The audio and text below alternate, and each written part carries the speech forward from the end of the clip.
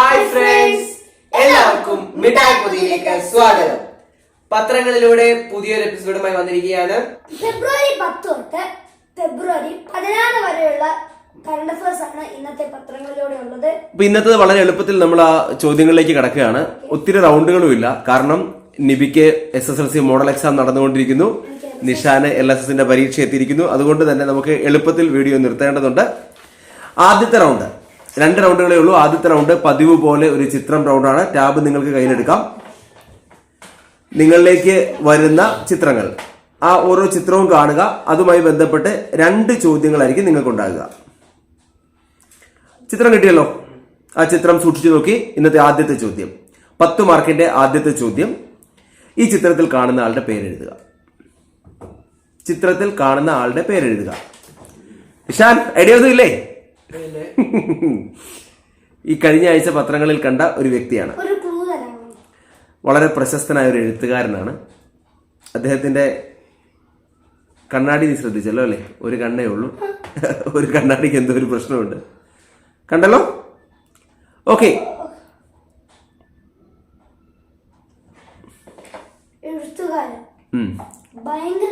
ഇന്ത്യക്കാരനാണ്, Indian വംശജനാണ്.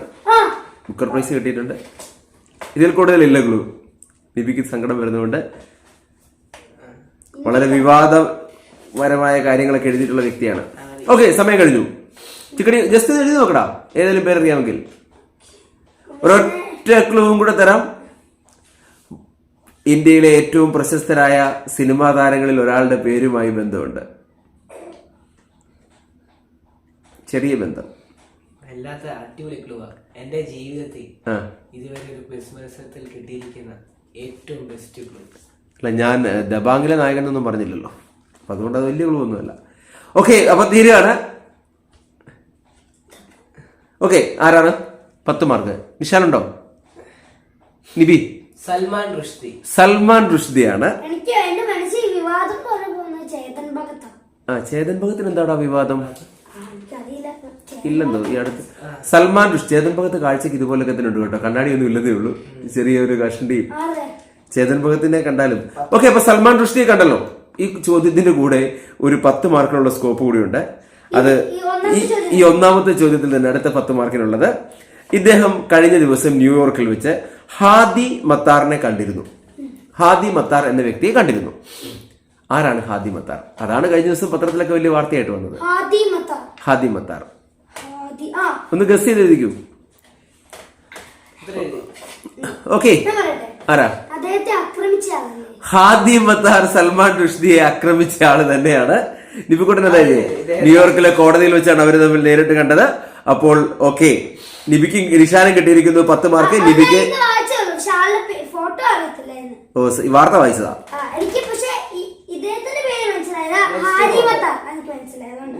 ശരി, ഇത് അടുത്ത ഫോട്ടോ എത്തിക്കഴിഞ്ഞു. രണ്ടാമത്തെ ഫോട്ടോ എത്തിയോ? ഒരു സിമ്പിൾ ആണ്. എന്തിന്റെ സിമ്പിൾ എന്താണ് എന്നുള്ളതാണ് നിങ്ങൾ എഴുതേണ്ടത്. 10 മാർക്ക്. അല്ല, നിങ്ങൾ എന്താണ് എഴുതിക്കുന്നത്? എന്തിന്റെ സിമ്പിൾ ആണെന്ന് മാത്രം എഴുതിയാൽ മതി. എല്ലാ ക്വസ്റ്റിനും, ചിത്രത്തിന്റെ എല്ലാ ക്വസ്റ്റിനും 2 പാർട്ടാണ്. അല്ല, എന്തിന്റെ സിമ്പിൾ ആണെന്നുള്ളതിന് 10 മാർക്ക്. മതി മതി മതി മതി. ഓക്കെ, സമയം കഴിഞ്ഞു. എന്ത് ഒന്നും വേണ്ട. ഹോട്ട്സ്റ്റാർ എന്നാണ് ഉത്തരം. തെറ്റാണ്. ജിയോ ഹോട്ട്സ്റ്റാർ. കാരണം ഹോട്ട്സ്റ്റാർ എന്നുള്ളത് നേരത്തെ ആമസോൺ. എന്താ എഴുതി നിബി? എന്താ എഴുതി? ഓ, അവന്റെ അഭിനയം. ഓക്കെ, ജിയോ ഹോട്ട്സ്റ്റാർ അല്ലെ? നേരത്തെ എന്തായിരുന്നു? ഡിസ്നി പ്ലസ് ഹോട്ട്സ്റ്റാർ ആയിരുന്നു. ഇപ്പോൾ അത് ജിയോ ഹോട്ട്സ്റ്റാർ ആയിട്ട് മാറി. അപ്പൊ 2 പേർക്കും 10 മാർക്ക്. അപ്പോൾ ഇപ്പോഴത്തെ ഏറ്റവും ലീഡിംഗ് ഒരു OTT പ്ലാറ്റ്ഫോം ആയിട്ട് ഇനി ഇത് മാറും അല്ലെ? ഈ ചോദ്യത്തിന്റെ രണ്ടാമത്തെ വകഭേദം അതാണ്. നെറ്റ്ഫ്ലിക്സും ആമസോണും ഇപ്പോൾ ഈ ജിയോ ഹോട്ട്സ്റ്റാറും ഒക്കെ OTT പ്ലാറ്റ്ഫോമുകളാണ്. സ്ട്രീമിംഗ് നടക്കുന്ന OTT പ്ലാറ്റ്ഫോമുകൾ. What is the full form of OTT? OTTയുടെ ഫുൾ ഫോം എന്ത്? നിഷാൻ എഴുതിക്കേ. OTTയുടെ ഫുൾ ഫോം ഞാൻ എപ്പോഴും ഓർക്കുന്നുണ്ട്. നിഷാനെ ഇതൊക്കെ പഠിപ്പിച്ചത് എപ്പോഴാ? മറ്റേ അക്ഷരമുറ്റത്തിന്റെ സമയം. വൈ മറന്നു വരും. അല്ല, എഴുതിക്കോ. അല്ല, കിട്ടിയെങ്കിലും എഴുത്. നിഷാൻ എന്റെ നോക്കി ആണോ? അങ്ങനെയാണ് കിട്ടിയേ? ഓ ശരി ശരി. എപ്പോഴും ഹോണസ്റ്റ് ഇങ്ങനെ ചെയ്യാറില്ല. ഓ നിഷാൻ ഇതാ പ്രത്യേക കൈയടി. അവൻ കൈയടി. നിന്റെ പടം നോക്കി നിബി കഴിഞ്ഞ ദിവസം എഴുതിയതാ, ഞാൻ കണ്ടതാ. ഓ എന്നെ ചുമ്മാ പറഞ്ഞതാ. അപ്പൊ നിവേഷ് ഷറഫിന്റെ അതിന്റെ ആവശ്യമൊന്നുമില്ല. ഓക്കെ ശരി, ഉത്തരം പറ. ഓവർ ദി ടോപ്പ് ആണ് ആൻസർ.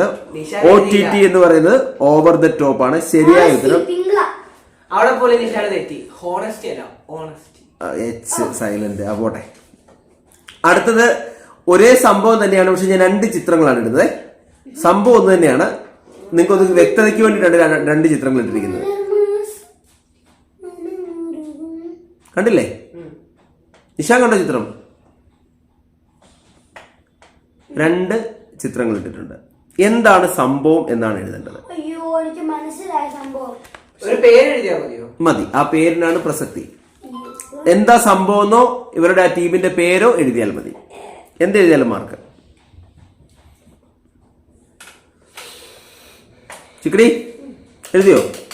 എന്തോ ഒരു സാധനം ബ്രേക്ക് ചെയ്ത ഇന്ത്യൻ ടീം, അതിലൊരു മലയാളി അംഗമൊക്കെ അല്ല, ഇന്ത്യൻ ടീമിന്റെ അല്ല, അതല്ല.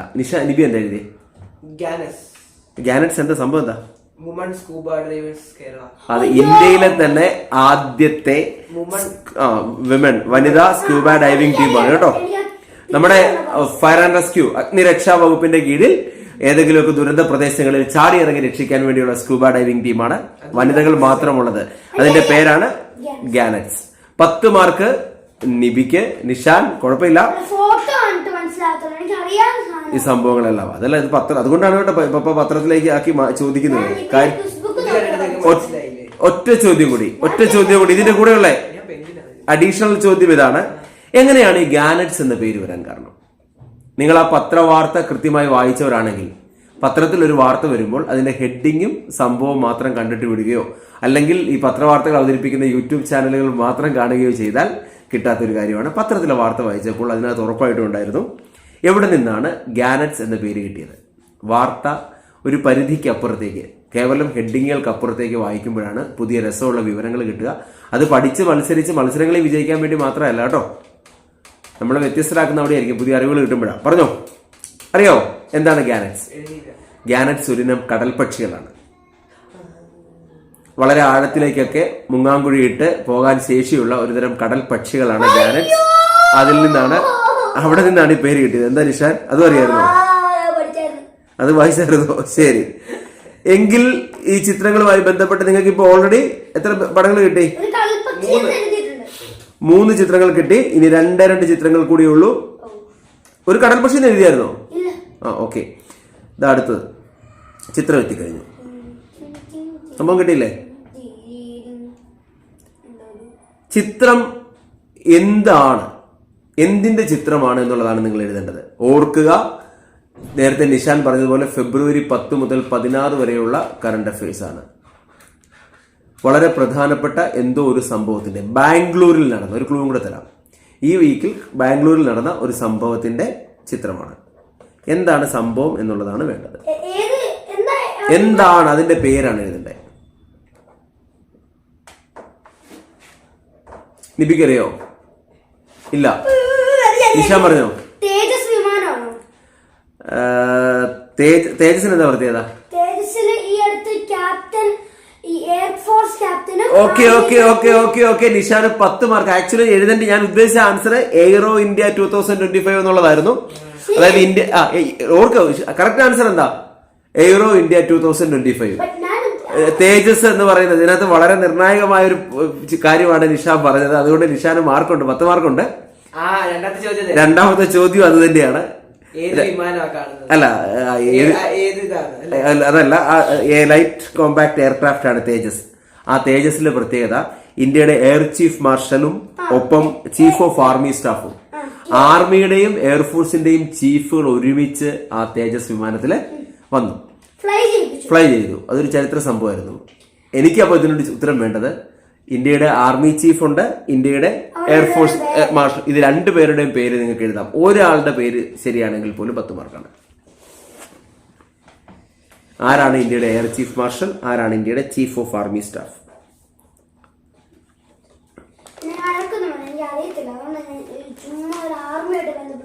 എന്നാ നീ കേക്കട്ടെ, എന്താ എഴുതി? എഴുതിയില്ല. നിഷാൻ നിബി എന്താ എഴുതിയ? അത് എഴുതാൻ പോയിരുന്നു ഉപേന്ദ്ര ദ്വിവേദി. മറ്റേതെഴുതിയോ? മറ്റേതെഴുതിയോ? ഇല്ല, അതേ എഴുതാൻ. ദിനേശ് കെ ത്രിപാഠി ഉണ്ടല്ലോ. ദിനേശ് കെ ത്രിപാഠി ഒന്നുമില്ല. നിഷാൻ ഏതാ എഴുതിയ? Upendra Dwivedi is the right answer. Chief of army staff Upendra ദ്വിവേദിയാണ്. നിഷാന് 10 മാർക്ക്.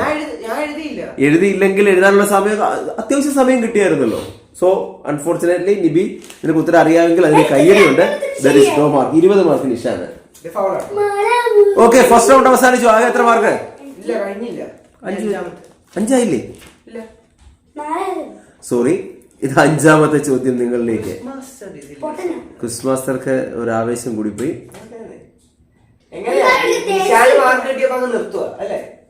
ഇതാ ചോദ്യം വന്നു കഴിഞ്ഞിരിക്കുന്നു. ഒരു ട്രോഫിയുടെ ചിത്രമാണ്. ആ ട്രോഫി ഒന്ന് സൂക്ഷിച്ചു നോക്കുക. ഒപ്പം കറണ്ട് അഫയേഴ്സ് ആണ്. കയ്യിലെടുത്തു തടസ്സമൊന്നുമില്ല. ആരും പറഞ്ഞെടുക്കണ്ടത് എന്തിന്റെ ട്രോഫി? ഏത് ട്രോഫിയാണെന്നാണ് വേണ്ടത്? ഏത് ട്രോഫിയാണെന്ന് ഒരൊറ്റ ക്ലൂ തരാം. കേരളത്തിലുള്ള ട്രോഫി അല്ല, പക്ഷെ കേരളം എന്നുള്ളതാണ് ക്ലൂ. കേരളത്തിന് കിട്ടിയിട്ടേ ഇല്ല. ഇതുവരെ കേരളത്തിന് കിട്ടിയിട്ടില്ല, പക്ഷെ കേരളം. ഓക്കെ, സമയം കഴിഞ്ഞേ. പെട്ടെന്ന് സമയം കഴിഞ്ഞു. ഒരുപാട് ടൈം കളയാതെ ഒന്നും എഴുത്. നിബി എഴുതി പറഞ്ഞു. National games. Nishan Ranji trophy. Keralam ഇപ്പോൾ ഇനി കൂടുതലൊന്നും പറയില്ല. അടുത്ത ക്വസ്റ്റ്യൻ 2ാം റൗണ്ട് വരുന്നുണ്ട്. രഞ്ജി ട്രോഫിയുടെ സെമി ഫൈനലിൽ കേരളം ശരിയാ ജമ്മുവിനെ തോൽപ്പിച്ചാണ് കേരളം സെമിഫൈനലിലേക്ക് എത്തിയിരിക്കുന്നത്. അത് ഇപ്പൊ കേരളം സെമിഫൈനൽ കളിച്ചുകൊണ്ടിരിക്കുകയാണ്. ചരിത്രത്തിൽ 2ാമത്തെ തവണയാണ് സെമി വരെ എത്തുന്നത് കേട്ടോ, സെമിഫൈനലിൽ എത്തുന്നത്. ഓക്കെ, അപ്പൊ ഇതിന്റെ 5ാമത്തെ ചിത്രത്തിലൂടെയുള്ള അതിന്റെ സെക്കൻഡ് ചോദ്യം ഇതാണ്. കേരളം ഈ പറഞ്ഞതെത്തിയല്ലോ. ഇപ്പോൾ കേരളം സെമി കളിച്ചുകൊണ്ടിരിക്കുകയാണ്. ഇന്നലെ മത്സരം തുടങ്ങി. ആരുമായിട്ടാണ് കേരളം സെമി മത്സരത്തിൽ പങ്കെടുത്തുകൊണ്ടിരിക്കുന്നത്? ഇന്നലെ ആദ്യത്തെ ദിവസം കേരളം നന്നായി കളിച്ചിട്ടുണ്ട്. കേരളം ആരുമായിട്ടാണ് കളിച്ചുകൊണ്ടിരിക്കുന്നത്?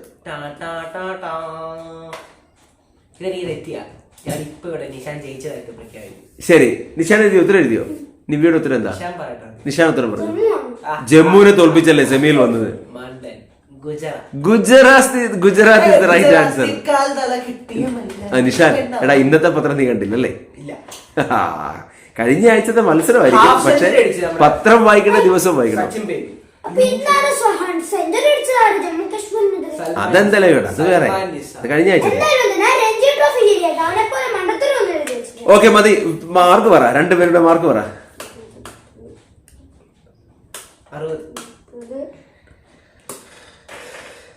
First round 60. ശക്തമായ മത്സരമാണ്. 100ൽ 60. ഓക്കെ, 2ാമത്തെ റൗണ്ട്. നിങ്ങൾക്ക് തന്നെ സമയം ഇല്ലാത്തതുകൊണ്ട് വളരെ എളുപ്പത്തിൽ ക്വസ്റ്റ്യനുകളിലേക്ക് പോവുകയാണ്. 10 ചോദ്യങ്ങൾ.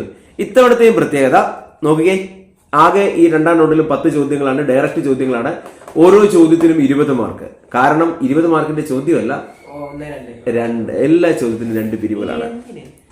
ഓക്കെ, റെഡിയല്ലേ? 2ാം റൗണ്ടിൽ ആദ്യത്തെ ചോദ്യം. 10 ചോദ്യങ്ങൾ. എല്ലാ ചോദ്യത്തിനും 2 സ്പീഡ് എഴുതിക്കോടെ. ഒരുപാട് സമയങ്ങളില്ല. സെറ്റല്ലേ? LICയെ രക്ഷിക്കുവാൻ വേണ്ടി ഏജന്റുമാരുടെ ഒരു മാർച്ച് കഴിഞ്ഞ ദിവസം പാർലമെന്റിലേക്ക് നടന്നു. LICയുടെ ഫുൾ ഫോം നിങ്ങൾക്ക് അറിയാമെന്ന് ഞാൻ ഉറച്ചു വിശ്വസിക്കുന്നു. Life insurance corporation of India. ചോദ്യം ഇതാണ്, LICയുടെ ആപ്തവാക്യം എന്ത്? പത്രവാർത്ത ഏതായിരുന്നു? LICയെ രക്ഷിക്കുവാൻ വേണ്ടി, ലൈഫ് ഇൻഷുറൻസ് കോർപ്പറേഷൻ ഓഫ് ഇന്ത്യയെ രക്ഷിക്കുവാൻ വേണ്ടി LIC ഏജന്റുമാരുടെ രാഷ്ട്രപതി ഭവൻ മാർച്ച്. ആപ്തവാക്യം പത്രത്തിലുണ്ടായിരുന്നില്ല. ആപ്തവാക്യം നമ്മൾ കണ്ടെത്തണം.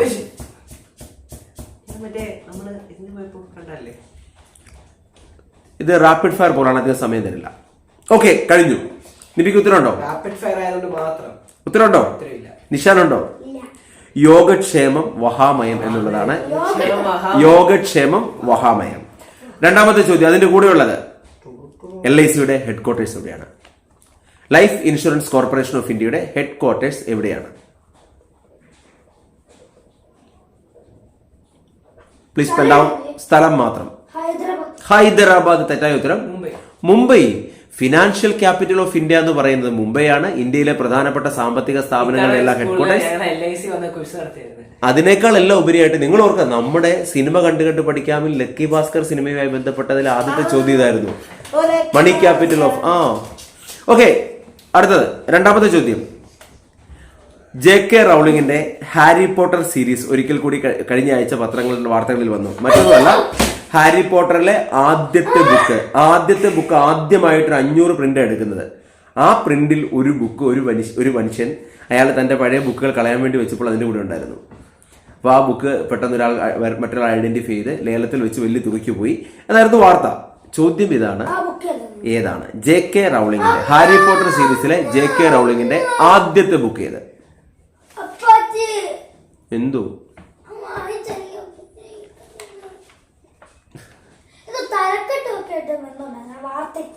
നിഷാൻ ഒരു ചോദ്യത്തിനോട് ചേർന്ന് അടുത്ത ചോദ്യമുണ്ട്. ദയവ് ചെയ്ത് അനാവശ്യമായ കാര്യങ്ങളൊന്നും ഇപ്പൊ പറയരുത്. എന്തുകൊണ്ടാ കിട്ടാത്തത്? അന്നന്ന് പത്രം വായിച്ച് കുറിപ്പുകൾ തയ്യാറാക്കി വെക്കുകയാണെങ്കിൽ ഉറപ്പായിട്ടും കിട്ടും. അതൊന്ന് റിവിഷൻ ചെയ്താലും മതി. അതല്ല, ഇത് നിബി എഴുതുന്ന. ഓക്കെ, സോറി, സമയം കഴിഞ്ഞു, പറഞ്ഞു. Harry Potter and Philosopher's Stone is the right answer. നിബിക്ക് 10 മാർക്ക്. രണ്ടാമത്തെ ചോദ്യം, അതുമായി ബന്ധപ്പെട്ട ചോദ്യം ഇതാണ്. ഞാൻ നേരത്തെ പറഞ്ഞു, ആദ്യത്തെ ആ പതിപ്പെടുത്ത് അദ്ദേഹം കളയാനുള്ള പുസ്തകങ്ങൾ വെച്ച കൂട്ടത്തിൽ ഇരിക്കുന്നു. അവിടെ നിന്നാണ് മറ്റൊരാൾക്ക് ഇത് പെട്ടെന്ന് മനസ്സിലായി ഇത് ആദ്യത്തെ പതിപ്പാണെന്ന്. ഫസ്റ്റ് പുസ്തകം എന്നുള്ളതല്ല, അതെല്ലായിടത്തും അവൈലബിൾ ആണ്. ഫസ്റ്റ് പുസ്തകം ആദ്യമായിട്ട് 500 അടിച്ചതിലൊരു കോപ്പിയാണെന്ന് മനസ്സിലായിട്ടാണ് അത് എടുത്തത്.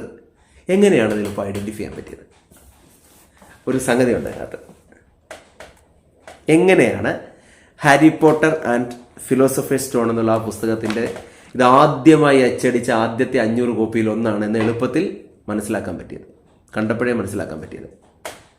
നിഷാൻ, ഉത്തരവുണ്ടോ? ഒരാളുടെ പടം ഉണ്ടായിരുന്നു. നിബി, അതിന്റെ തലക്കെട്ടിൽ അക്ഷരത്തെറ്റുണ്ടായിരുന്നു. അതാണ് അതിന്റെ പ്രത്യേകത. ഫസ്റ്റിലത്തെ ഇപ്പോൾ പടമൊക്കെയല്ല, അത് പിന്നെയൊക്കെ വന്നതാണ്. അതിന്റെ പ്രത്യേകത അതിന്റെ ആക്ച്വലി പിൻ കവറിലാണ്. Harry Potter's and Philosopher's Stone എന്നുള്ളത് പിൻ കവറിൽ അച്ചടിച്ചു വന്നപ്പോൾ അതിനകത്ത് സ്പെല്ലിംഗ് മിസ്റ്റേക്ക് വന്നു. പക്ഷെ ആദ്യമായിട്ട് അച്ചടിക്കുകയാണ് ആദ്യത്തെ പുസ്തകമാണ്, അങ്ങനെ തന്നെയാണ് ഇറങ്ങിയത്. ആ സ്പെല്ലിംഗ് മിസ്റ്റേക്ക് കണ്ടപ്പോഴാണ് വിൽക്കാനെടുത്ത ആൾക്ക് മനസ്സിലായത്, ഇത് ആദ്യത്തെ സാഹിത്യമായിട്ട് അല്പം ബന്ധമുള്ള ആളായിരുന്നുകൊണ്ട് മനസ്സിലായി ഇത് ആദ്യത്തെ പുസ്തകമാണ്. അങ്ങനെയാണ് അത് ലേലം ചെയ്ത് വലിയ. ഓക്കെ, യെസ്, മനസ്സിലായി. പത്രം വായിക്കാതെ നിഷാൻ ദിവ്യ എഴുതിയ ബുക്കാണ് വായിച്ചത്, പത്രബുക്കാണ് വായിച്ചത്. പത്രബുക്കിനകത്ത് തലക്കെട്ടിലെ മിസ്റ്റേക്കുന്നത്, തലക്കെട്ടെന്ന് കണ്ടപ്പോൾ നിഷാൻ എഴുതിയ ഹെഡിങ് അല്ല തലയിലെ കെട്ടാന്ന് എഴുതി. മനസ്സിലായി കാര്യം. ഓക്കെ, മൂന്നാമത്തെ ചോദ്യം. ഒറിജിനൽ പത്രം തന്നെ വായിക്കണോടാ. മൂന്നാമത്തെ ചോദ്യം സെറ്റല്ലേ? ഇടുക്കി അണക്കെട്ടിന് 50 വയസ്സ്. നമ്മുടെ ഇടുക്കി അണക്കെട്ടിന് 50 വയസ്സായത് ഈ കഴിഞ്ഞ ദിവസമാണ്. 1976 ഫെബ്രുവരി 12-നാണ് മൂലമറ്റത്ത് പവർ ഹൗസിന്റെ അവിടെ വെച്ച് ഇടുക്കി അണക്കെട്ടിന്റെ പ്രവർത്തനം ഔദ്യോഗികമായിട്ട് ഉദ്ഘാടനം ചെയ്യപ്പെട്ടത്. ഇപ്പോൾ 50 വർഷമായി. സിമ്പിൾ ചോദ്യം, 10 മാർക്കിന്. ആരാണ് ഇടുക്കി അണക്കെട്ട് ഉദ്ഘാടനം ചെയ്തത്? 1976 ഫെബ്രുവരി 12-ന്. 76 ഇടുക്കി അണക്കെട്ട് ഇന്ത്യയുടെ മുന്നോട്ടുള്ള പ്രയാണത്തിന് ചാലകശക്തിയാകുന്ന വളരെ പ്രധാനപ്പെട്ട ഒരു സംഭവം ഉദ്ഘാടനം ചെയ്തിരിക്കുന്നു ആരോ വന്ന്. 76. ഇതിൽ കൂടുതൽ ക്ലൂ ഇല്ല. നിഷാൻ, ഉത്തരവുണ്ടോ? 76 രാജീവ് ഗാന്ധി, ഇന്ദിരാഗാന്ധി. ഇന്ദിരാഗാന്ധി 1900. നിഷാൻ, എടാ, അത് ഇന്ദിരാഗാന്ധി മരിച്ചിട്ടല്ലേ രാജീവ് ഗാന്ധി വരുന്നത്? ഇന്ദിരാഗാന്ധി മരിക്കുന്ന ഏത് വർഷമാണ്? ഓപ്പറേഷൻ ബ്ലൂ സ്റ്റാർ എല്ലാം കഴിഞ്ഞ് 1984 മരിക്കുന്നത്. ഓക്കെ, നെക്സ്റ്റ് ഇതിനോട് ചേർത്തുള്ള 10 മാർക്കിന്റെ ക്വസ്റ്റ്യൻ. വളരെ അതും സിമ്പിളായ ഒരു ക്വസ്റ്റ്യൻ ആണ്. ഇന്ത്യക്ക് അന്നത്തെ കാലത്ത് ഒറ്റയ്ക്ക് സ്വാതന്ത്ര്യം കിട്ടിയതിന് ശേഷം ആദ്യ ഭാഗങ്ങളൊക്കെയാണ്. അന്ന് ഇടുക്കി അണക്കെട്ട് പോലുള്ള വലിയൊരു പ്രോജക്റ്റ് ഒറ്റയ്ക്ക് കൊണ്ടുപോകാനുള്ള ശേഷിയില്ലായിരുന്നു. അപ്പോൾ മറ്റൊരു രാജ്യം സഹായിക്കാനെത്തി. ഇടുക്കി അണക്കെട്ടിന്റെ നിർമ്മാണത്തിന് ഇന്ത്യയെ സഹായിച്ച ആ രാജ്യം ഏതാണ്?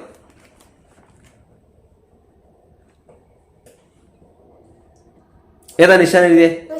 Russia is the wrong answer. കാനഡയാണ് ശരിയായ ഉത്തരം. കാനഡയ്ക്ക് 10 മാർക്ക്. അടുത്ത ചോദ്യം, സമയം പോകുന്നു, എളുപ്പത്തിൽ ചോദ്യം. ഈ കഴിഞ്ഞ ആഴ്ച നമ്മുടെ കറണ്ട് അഫയേഴ്സ് ചോദ്യങ്ങൾ ചോദിക്കുന്ന ഫെബ്രുവരി 10 മുതൽ 16 വരെയുള്ള ദിവസങ്ങളിൽ എന്നോ ആയിരുന്നു ലോക റേഡിയോ ദിനം എന്നാണ്. ലോക റേഡിയോ ദിനം എന്ന്? നമ്മള് വീഡിയോ ഇട്ടാ നിഷാന വീഡിയോ ഇട്ടത്, ഷോർട്സ് അയ്യോ, ഞാൻ മറന്നുപോയി. ഷോർട്സ് ആയിട്ടത് അല്ലല്ലേ? സോറി ഷോർട്സ് അല്ല, നിങ്ങൾ വാർത്ത വായിച്ച് വീഡിയോ ഇട്ടതാ. ശരിയാ ശരിയാ. സെറ്റാക്കി. അപ്പൊ അല്ലെങ്കിൽ നിഷാനോട് ഒരു ഡയലോഗ് ഉള്ള ചിക്കടി പറയടാ ഉത്തരം. ഫെബ്രുവരി 15. ഫെബ്രുവരി 15. മനോഹരമായി തെറ്റാണ്. 13. ഫെബ്രുവരി 13. വീഡിയോ ഇട്ടിട്ട് ഫെബ്രുവരി 13. നിഷാൻ നേരത്തെ പറഞ്ഞ സിമ്പിൾ ചോദ്യം. ഇതിന്റെ കൂടെയുള്ള സൈഡ് ചോദ്യം ഇതാണ്. വീണ്ടും 10 മാർക്കിന്. ഇത്തവണത്തെ ലോക റേഡിയോ ദിനത്തിന്റെ സന്ദേശം എന്താണ്? ആ പപ്പ അവൻ പഠിച്ച ഇതിന് വേണ്ടി വീഡിയോക്ക് വേണ്ടി. നീ ഉണ്ടായിരുന്നല്ലോ വീഡിയോയില്. ഞാൻ വീഡിയോ അത് കേട്ടില്ലല്ലോ. ഞാൻ വീഡിയോ അതല്ലല്ലോ പഠിച്ചേ. അല്ല, നമ്മൾ പറയുന്ന കാര്യം മാത്രമേ പഠിക്കുള്ളൂ, മൊത്തം നമുക്ക് പഠിക്കണ്ടേ?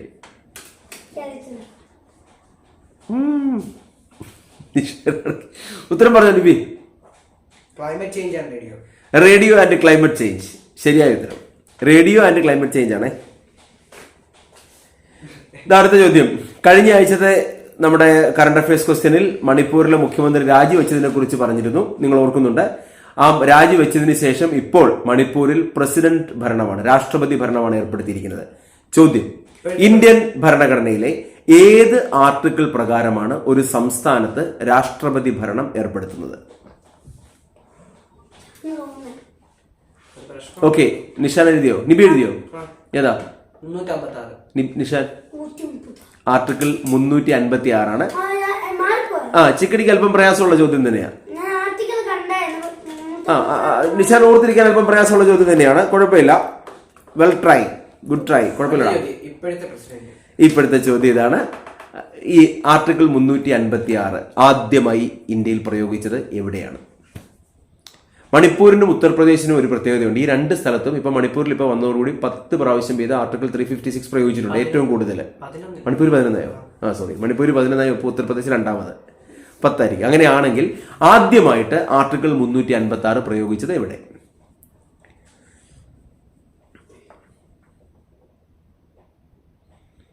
ഇന്ത്യൻ ഭരണഘടന നിലവിൽ വന്ന തൊട്ടടുത്ത വർഷം. ഭരണഘടന വന്നിട്ടാണുള്ള ആർട്ടിക്കിൾ വന്നത്, അതായത് 1951. ഓക്കെ, മതി. Any guess? നിഷാൻ? പഞ്ചാബാണ്. പഞ്ചാബിലാണ് കേട്ടോ. എവിടെയാ? പഞ്ചാബ്. നീ ക്രെഡിറ്റ് എടുക്കില്ല ഇത്രയ്ക്ക്. 6ാമത്തെ ചോദ്യം. നമ്മൾ എളുപ്പം അവസാനത്തെ ഘട്ടത്തിലേക്ക് വരികയാണ്. ദേശീയ ഗെയിംസ് അവസാനിച്ചു. നാഷണൽ ഗെയിംസ് അവസാനിച്ചപ്പോൾ ഉത്തരാഖണ്ഡിലാണ്. കഴിഞ്ഞ പ്രാവശ്യം ഒരുപാട് ചോദ്യങ്ങളൊക്കെ ചോദിച്ചു. 1ാമത്തെ ക്വസ്റ്റ്യൻ. ഇത്തവണത്തെ നാഷണൽ ഗെയിംസ് അവസാനിക്കുമ്പോൾ 1ാം സ്ഥാനത്ത് വന്നത് ആര്? മെഡൽ നിലയിൽ 1ാം സ്ഥാനത്ത് വന്നത് ആര്? മെഡൽ എന്ന് ചോദിച്ചില്ല, എത്രാമതെന്ന് മാത്രം തൽക്കാലം പറഞ്ഞാൽ മതി. ആരാണ്? ഓക്കെ, നിബിയുടെ ഉത്തരം എന്താ? നിഷാൻ? സർവീസസ്. അതെന്താ സർവീസസ്? അങ്ങനെ ഒരു സ്റ്റേറ്റ് ഉണ്ടോ? എന്താ സർവീസസ്? ഏത് സർവീസ്? സർവീസ് ഉദ്ദേശിച്ചാൽ ആർമിയാണ്, പട്ടാളമാണ് ഉദ്ദേശിക്കുന്നത് കേട്ടോ. ഇന്ത്യയുടെ ആംഡ് ഫോഴ്സസ് കേട്ടോ. അത് അവർ ഉഷാറായിരിക്കുമല്ലോ, അല്ലെങ്കിൽ തന്നെ ഊഹിക്കല്ലോ. അവരുടെ ടീം എന്ന് പറഞ്ഞാൽ 1ാം തരം ടീം ആയിരിക്കുകയല്ലേ. 2ാമത്തെ ചോദ്യം അതുമായി ബന്ധപ്പെട്ട് 10 മാർക്കിൻ്റെത്. കേരളം എത്രാം സ്ഥാനത്തായിരുന്നു? കേരള സംസ്ഥാനം രൂപീകരിച്ചതിന് ശേഷം നാഷണൽ ഗെയിംസിൽ ആദ്യമായിട്ട് കേരളം 10ൽ താഴെ പോയി. ഇതിനു മുമ്പ് 10നുള്ളിൽ വരുമായിരുന്നു. ആദ്യമായിട്ട് 10ൽ താഴെ പോയി. എത്രാം സ്ഥാനത്താണ് കേരളം? ഓക്കെ, ഒരു സംഖ്യ എഴുതിയാൽ മതിയല്ലോ. എത്ര എഴുതിയേ? 14. എത്രയാ നിഷാൻ? എത്രയാ? 14. നിഷാൻ വീണ്ടും മാർക്ക്. 10 മാർക്ക് രണ്ടുപേർക്കും. 7ാമത്തെ ചോദ്യം. ഒരു പ്രശ്നമുണ്ട്, എന്റെ പേജ് തീർന്നു. അതാ സൈഡിലോട്ടിലൊക്കെ കുറച്ച് ചോദ്യങ്ങളേ ഉള്ളൂ. ചോദ്യം ഇതാണേ. നമ്മുടെ കേരളം നേരിടുന്ന ഏറ്റവും പ്രധാനപ്പെട്ട പ്രശ്നങ്ങളിലൊന്നാണ് തൊഴിലില്ലായ്മ. ആ തൊഴിലില്ലായ്മയ്ക്ക് പരിഹാരം നൽകുന്നതിന് വേണ്ടിയിട്ട് കേരളത്തിൽ അഭ്യസ്തവിദ്യരായ ആൾക്കാരെ എല്ലാം കണ്ടെത്തി അവർക്ക് പരിശീലനമൊക്കെ കൊടുത്ത് അവർക്ക് ജോബ് ഫെയർ ഒക്കെ സംഘടിപ്പിച്ച് തൊഴിൽ കൊടുക്കുന്നതിന് വേണ്ടി ഒരു സംരംഭം കേരളത്തിൽ ഇപ്പോഴുണ്ട്. ഈ കഴിഞ്ഞ ദിവസം ആലപ്പുഴയിൽ അതിന്റെ ആദ്യത്തെ മെഗാ ജോബ് ഫെയറും ഒക്കെ നടന്നു. എന്താണ് പദ്ധതിയുടെ പേര്? വിദ്യാസമ്പന്നരായ ആളുകൾക്ക് പരിശീലനം കൊടുക്കുന്നു, ജോബ് ഫെയറുകൾ സംഘടിപ്പിക്കുന്നു, അങ്ങനെ ജോബ് കൊടുക്കാൻ ശ്രമിക്കുന്നു. ഗവൺമെന്റിന്റെ പരിപാടി. എഴുതിയ നിഷാനുണ്ടോ? ഉത്തരവുണ്ടോ? ഇല്ല. നിബിക്ക്? ഇല്ല. വിജ്ഞാന കേരളം. എന്താ? വിജ്ഞാന കേരളം. ഒരു ചോദ്യം കൂടെ അതിനോട് ചേർന്നുള്ള ചോദ്യം ഇതാണ്. വിജ്ഞാന കേരളത്തെ ആ പദ്ധതിയുടെ ഉപദേഷ്ടാവായിട്ട് ആരെയാണ് നിയമിച്ചിരിക്കുന്നത്? കേരളത്തിലെ കരുത്തനായ ഒരു രാഷ്ട്രീയക്കാരനാണ്. ഒന്നിലധികം തവണ കേരളത്തിന്റെ ധനകാര്യമന്ത്രിയായിരുന്നയാളാണ്. ഈ കഴിഞ്ഞ പാർലമെന്റ് ഇലക്ഷനിൽ മത്സരിച്ച് തോറ്റുപോയയാളാണ്. ഇതിൽ കൂടുതൽ ഒന്നുമില്ല. പാർലമെന്റ് ഇലക്ഷനിൽ മത്സരിച്ച് തോറ്റുപോയി. പത്തനംതിട്ടയിൽ. ഇതിൽ കൂടുതൽ ഇതേക്കര പറയാനാ. ആരാ? തോമസ് ഐസക്. ചിക്കടി ആരാ? തോമസ് ഐസക്. ചിക്കടി ഡാ, ഇത് ഇത്തവണ കഴിഞ്ഞ ആഴ്ച ഒരുപാട് സംഭവങ്ങളൊന്നും ഇല്ലായിരുന്നു. ഇത് LP-ക്കാർക്ക് പറ്റുന്നതല്ല, നീ പേടിക്കണ്ട. എന്നാലും അറിഞ്ഞു വെക്ക് കേട്ടോ. ആ ഓക്കെ. 8ാമത്തെ ചോദ്യം. പൊളിയായിരുന്നു. 8ാമത്തെ ചോദ്യം. ഈ ദേവീക്ഷേത്രങ്ങളിൽ ദേവീക്ഷേത്രങ്ങളുണ്ടല്ലോ, ദേവി പ്രതിഷ്ഠയുള്ള ആ ക്ഷേത്രങ്ങളിൽ രൗദ്രഭാവമുള്ള പ്രതിഷ്ഠയുള്ള ദേവീക്ഷേത്രങ്ങൾ ഉത്സവങ്ങളിൽ നടക്കുന്ന ഒരു പ്രധാനപ്പെട്ട ചടങ്ങാണിത്. ആ ചടങ്ങിൻ്റെ പേരാണ് എഴുതേണ്ടത്. അതായത് ഒരു കളത്തിൽ ദേവി അസുരനെ കൊല്ലുന്നു. അതുമായി അതിൻ്റെ ആ ദേവി അസുരനെ കൊല്ലുന്നതിനെ സൂചിപ്പിക്കുന്ന ഒരു ചടങ്ങിൻ്റെ പേര്. അത് ക്ലൂ 2ാമത്തെ ചോദ്യമാണ്. കറണ്ട് അഫയേഴ്സ് ആണ് ഇതിപ്പോൾ ഞാൻ ചോദിക്കാൻ കാരണം ആ പേര് ആയി ബന്ധപ്പെട്ടൊരു പത്രവാർത്തയൊന്നും ഉണ്ടായിരുന്നില്ല, വേറൊരു തരത്തിൽ പ്രശസ്തമായതുകൊണ്ടാണ്. ഇവ എഴുതിയോ? നിഷാൻ എഴുതിയോ? ഇല്ല. അറിയോ? ഇല്ല. എനിക്ക് ഞാൻ അതിന്റെ ഉത്തരം പറയാം. ഉത്തരം പറഞ്ഞു കഴിയുമ്പോഴത്തേക്ക് ചാടിക്കയറി പറയില്ല. അത് 2ാമത്തെ ചോദ്യം. അതുകൊണ്ടാ. കളങ്കാവൽ എന്നാണ് ചടങ്ങിന്റെ പേര്. എന്താ ചടങ്ങിന്റെ പേര്? കളങ്കാവൽ എന്നാണ് പേര്. 2ാമത്തത് എന്തുകൊണ്ടാണ് ഈ കഴിഞ്ഞ ആഴ്ച കളങ്കാവൽ എവിടെ കേട്ടു നിങ്ങൾ? ഞാൻ ആദ്യം എഴുതിയത് ഇതുപോലത്തെ ഒരു കണക്ഷൻ ഉണ്ട്. ബട്ട് അങ്ങനെ ആ കണക്ഷൻ അല്ല. അസുരവിത്തായിരുന്നു ആദ്യത്തെ. അസുരവിത്ത് കണക്ഷൻ മനസ്സിലായല്ലോ. നമ്മൾ കഴിഞ്ഞ ആഴ്ച സിനിമ കണ്ടുണ്ട്. കളങ്കാവൽ എന്ത്? നിഷാൻ അറിയാവോ? എന്താ? മമ്മൂട്ടി കമ്പനിയുടെ പുതിയ സിനിമയുടെ ജിതിൻ കെ ജോസ് അദ്ദേഹം ചെയ്യുന്ന സിനിമയുടെ ഫസ്റ്റ് ലുക്ക് പോസ്റ്റർ വന്നു, പേരും വന്നു. ആ പേരാണ് കളങ്കാവൽ. കളങ്കാവൽ എന്ന് പറയുന്നത് ഇതാണ് സംഭവം. മമ്മൂട്ടി വില്ലനാണ്. ഓ കളക്കി. അടുത്ത 9ാമത്തെ ചോദ്യം. ഞാൻ 2 പേരുടെ പേര് പറയും. അവരെന്താ പ്രത്യേകത? മലയാളിയായ കെ ദിൽന, പോണ്ടിച്ചേരിക്കാരിയായ അഴഗിരി സ്വാമി. എന്താ സംഭവം? ഇവർ എന്തുകൊണ്ടാണ് കഴിഞ്ഞ ആഴ്ച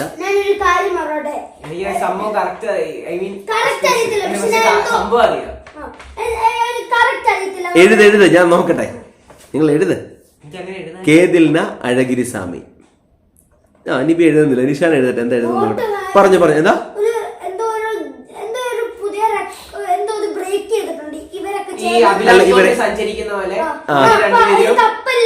ഓക്കെ ശരി. അത് പായക്കപ്പലാണ് അല്ലെ? പായക്കപ്പലിൽ കേപ്പ് ഹോൺ മുനമ്പ് മുറിച്ച് കിടന്നു എന്നുള്ളതാണ്. കേപ്പ് ഹോൺ മുറിച്ച് കിടന്നു എന്നുള്ളതാണ് കേട്ടോ. Okay 10 mark. അത് മതി. നിഷാൻ നീ ഒന്നും എഴുതിയില്ലല്ലോ. ഇല്ല. കാരണം എന്ന് പറഞ്ഞു കഴിഞ്ഞാൽ അതിനകത്ത് നിഷാൻ അവന്റെ പ്രായം അവനത് ഗസ് ചെയ്ത് എഴുതി. അതുകൊണ്ട് ഒരു മിനിറ്റ്. ക്വിസ് മാസ്റ്ററുടെ തീരുമാനം അന്തിമ തീരുമാനം. നിഷാന് 10 മാർക്ക്. അതിനകത്ത് വേറെ ഇതൊന്നുമില്ല.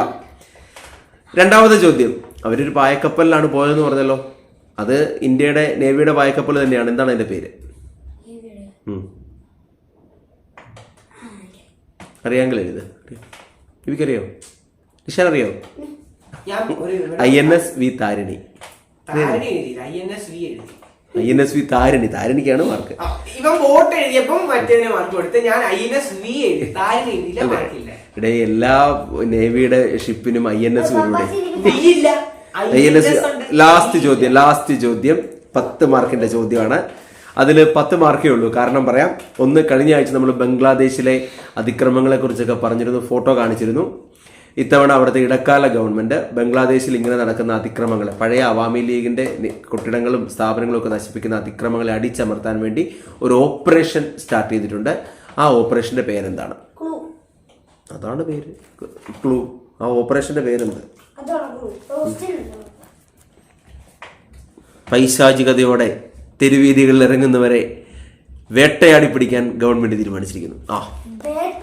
വേട്ടയാടി പിടിക്കാൻ ആരെ?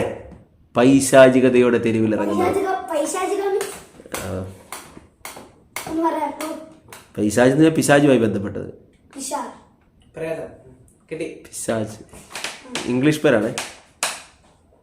നോക്കട്ടെ, നിഷാന്റെ ഗസ് നോക്കട്ടെ. എടേ ഒന്നുമില്ലടേ, നീ ഉത്തരം നീ എന്നെ എഴുതിയെന്ന് പറ.